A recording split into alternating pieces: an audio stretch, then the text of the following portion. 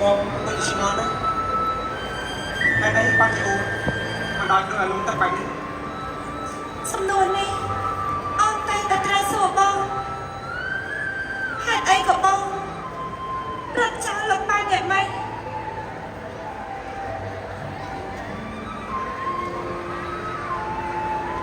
បងនិយាយប្រាប់អូនតាមទៅចុះ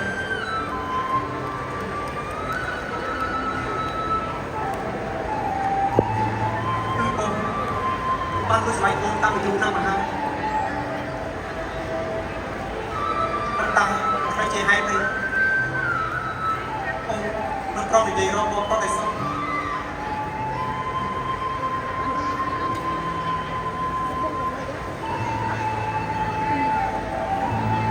ប៉ុន្តែចុះបងព្រះស្រះលើកស្វែងទុំចិត្តនឹងស្នារឿងអី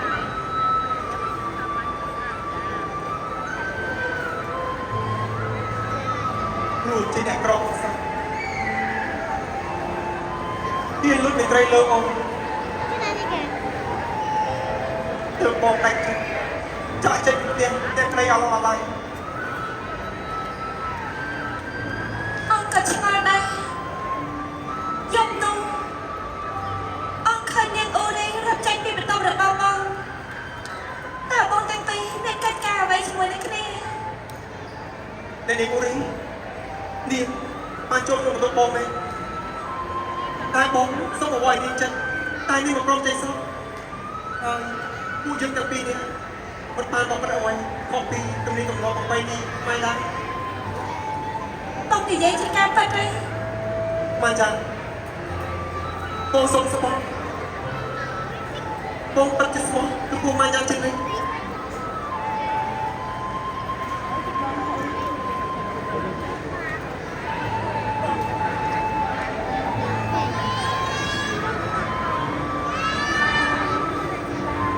ចា